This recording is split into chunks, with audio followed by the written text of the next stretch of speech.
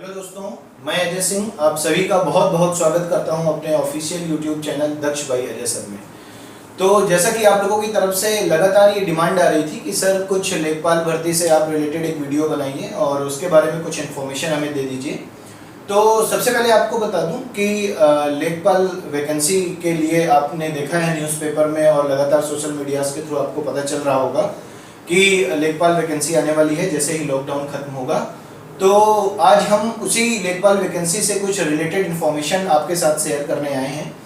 तो देखिए, सबसे पहले आपको बता दूं कि लेखपाल की जो वैकेंसी है वो संभावित है कि जैसे ही लॉकडाउन खत्म होगा तुरंत ही लेखपाल की वैकेंसी आपके सामने होगी और आपके लिए एक अच्छा सुनहरा अवसर है कि आप इस अपॉर्चुनिटी को ग्रैब कर सकें। ठीक है, तो सबसे पहले अगर हम बात करें लेखपाल की, तो देखिए स्टेट गवर्नमेंट का जो एग्जाम होता है लेखपाल में, उसमें दो तरीके के लेखपाल का एग्जाम होता है।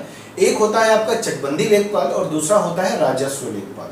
तो ये जो भर्ती है, ये जो 5200 पद इस बार निकाले गए हैं, 5200 पदों की ये भर्ती है, वो 5200 पद इस बार जो निकाले गए हैं वो राजस्व लेखपाल के निकाले गए हैं। ठीक है, कुछ चीजें मैंने आपको बोर्ड पर भी इसीलिए लिख रखी हैं ताकि आपको सारी चीजें अच्छे से समझ में आती रहें। तो राजस्व लेखपाल के 5200 पद हैं, 5200 पदों की भर्ती होने वाली है। और एक चीज आपको और बताना चाहूंगा कि अभी तक क्या होता था कि जो लेखपाल की वैकेंसी थी वो राजस्व परिषद के अंतर्गत आती थी, है ना। राजस्व परिषद क्या करता था, लेखपाल की भर्ती का फॉर्म निकाला करता था और वही भर्ती करता था, यानी राजस्व परिषद बोर्ड के माध्यम से ही क्या होती थी, भर्ती होती थी। समझ आ रही है बात। लेकिन इस बार क्या हो रहा है, इस बार जो लेखपाल की वैकेंसी है यूपी SSSC बोर्ड के माध्यम से कंडक्ट कराया जाएगा। ठीक है, यानी कि इस बार जो भर्ती की जिम्मेदारी है वो यूपी SSSC के कंधों पर राज्य सरकार ने दे रखी है। और यूपी SSSC की अगर हम फुल फॉर्म की बात करें तो यूपी SSSC का फुल फॉर्म है Uttar Pradesh subordinate service selection commission. यानी कि इस बार यूपी SSSC आपकी इस लेखपाल की भर्ती का एग्जाम कराएगी और जो एग्जाम होगा वो यूपी SSSC के माध्यम से होगा। समझ आ रही है बात। तो कुछ नए चेंजेस भी हमें देखने को मिल सकते हैं क्योंकि इस बार की जो वैकेंसी है वो राजस्व परिषद के हाथ से निकल करके किसके पास पहुंच गई है, यूपी SSSC के पास पहुंच गई है। ठीक, तो अब हम सबसे पहले अगर हम बात करें लेखपाल भर्ती की, तो लेखपाल भर्ती के लिए जो एज लिमिट है, तो थोड़ा सा मैं आपको ये क्लियर कर दूं कि एज लिमिट जो है लेखपाल भर्ती की वो 18 साल से लेकर के 40 साल तक रखी गई है। ठीक है, 18 साल से लेकर के 40 साल तक की आयु वर्ग के लोग हम इस फॉर्म को क्या कर सकते हैं, भर सकते हैं। ठीक है, उसके बाद अगर हम बात करें योग्यता की यानी क्वालिफिकेशन की, तो लेखपाल पदों की भर्ती के लिए जो क्वालिफिकेशन है वो 12th पास रखी गई है। ठीक है, यानी कि अगर आप कक्षा 12 पास कर चुके हैं तो आप इस भर्ती के लिए फॉर्म यानी कि इसके लिए आवेदन कर सकते हैं या फॉर्म भर सकते हैं। ठीक, अब इसके आगे एक चीज लिखी हुई है SSC। देखिए SSC का जो रोल है अभी वो कुछ पूरा तरीके से क्लियर नहीं हो पा रहा है। देखिए अभी ऐसा कुछ भी क्लियर नहीं कहा गया है कि जैसे ही आप फॉर्म भर रहे हैं, जिस दिन आप आवेदन कर रहे हैं, आवेदन करने की तिथि तक आपके पास SSC का फॉर्म होना, SSC का स्कोर कार्ड होना चाहिए। ये ऐसी कोई भी बात अभी क्लियर नहीं कही गई है, तो इसके लिए हमें कुछ इंतजार करना होगा और तभी सारी चीजें क्लियर हो पाएंगी कि SSC को लेकर के क्या बात चल रही है और SSC मान्य कैसे होगा, मतलब उसके लिए कब तक हम हमारे पास SSC का हमारे पास स्कोर कार्ड होना चाहिए, ऐसी अभी कोई भी बात क्लियर नहीं है। ठीक है, अब हम इसके बाद बात करते हैं इसके वेतन की यानी कि सैलरी की। तो आपको बता दूं कि लेखपाल की जो वैकेंसीज हैं वो ग्रुप सी में आती हैं, वर्ग ग में आती हैं, और वर्ग ग में जो भी वैकेंसीज हैं उनके लिए गवर्नमेंट ने इंटरव्यू खत्म कर दिए हैं। यानी यहाँ पर आपको सिर्फ एक एग्जाम देने को मिलेगा और उसी एग्जाम के माध्यम से आपका चयन किया जाएगा। इस यहाँ पर किसी भी प्रकार का कोई भी इंटरव्यू नहीं है, आपको अच्छे से क्लियर कर देता हूँ, इंटरव्यू नहीं है, केवल एक ही एग्जाम होगा, रिटन एग्जाम, और उसी एग्जाम के माध्यम से आपका चयन किया जाएगा। ठीक है, दूसरी चीज अगर हम सबसे बड़ी बात करें यहाँ पर, तो सबसे बड़ी बात ये निकल करके आती है कि इसके लिए सिलेबस क्या है ना, क्या क्या हमें पढ़ना पड़ेगा। तो देखिए यूपी लेखपाल का जो सिलेबस है, ठीक है, यानी कि जो विषयवार की अगर हम बात करें, जो विषय पूछे जाएंगे आपसे वो पूछे जाएंगे मैथ्स, GS, ठीक है, हिंदी और आपका ग्रामीण परिवेश। ठीक है, तो सबके 25-25 क्वेश्चन आने, आपको पता है कि 100 क्वेश्चंस का एग्जाम होगा।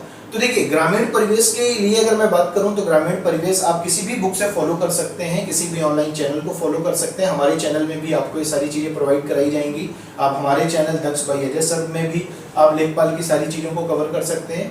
हिंदी के लिए मैं आपको बताना चाहूंगा कि नालंदा पब्लिकेशन या परीक्षावाणी, आप इनमें से कोई भी पब्लिकेशन आप पढ़ सकते हैं, दोनों बहुत ही अच्छे पब्लिकेशन है। और एक लेखपाल की वैकेंसी की अगर मैं बात करूं, यूपीएसआई की बात करूं या फिर यूपीपीसीएस की बात करूं, उन सभी के लिए ये दोनों पब्लिकेशन बहुत सफिशिएंट है, बहुत सफिशिएंट चीजें हैं इसमें।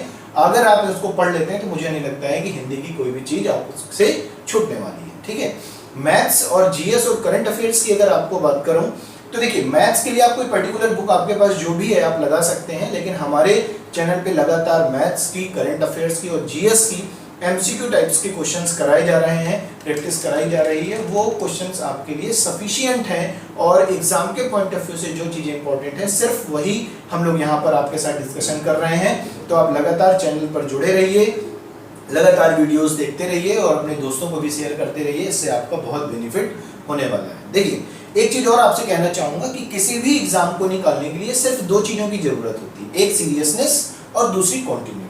अगर हमारे अंदर सीरियसनेस है, हमें एग्जाम को वाकई क्लियर करना है, तो कोई भी एग्जाम 6 महीने से ज्यादा का नहीं होता। अगर हमारे अंदर वो क्षमता है, वो क्यूरियोसिटी है पढ़ने की, कॉन्टिन्यूटी है, सीरियसनेस है, तो हम 6 महीने के अंदर ही एग्जाम को क्रैक कर सकते हैं। मुझे नहीं लगता कि 6 महीने से ज्यादा टाइम हमें लेने की जरूरत है। 6 महीने मोर देन सफिशिएंट टाइम है लेखपाल की वैकेंसी को क्रैक करने के लिए। समझ आ रही है बात? तो सीरियसनेस के साथ काम करिए, एक टाइम टेबल बनाइए, लगातार वीडियोस देखिए, ठीक है, और जो कुछ आपको लगता है इंपॉर्टेंट क्वेश्चंस हैं उनको आप नोट डाउन करके रखिए, ताकि एग्जाम के टाइम पर हम लगातार क्या करते हैं, हम सारी बुक्स और सारे वीडियोस एक साथ नहीं देख सकते। हमें लगातार अभी से काम करना पड़ेगा और कुछ इंपॉर्टेंट क्वेश्चनों का एक कलेक्शन बनाना पड़ेगा जो एग्जाम के पॉइंट ऑफ व्यू से इंपॉर्टेंट है।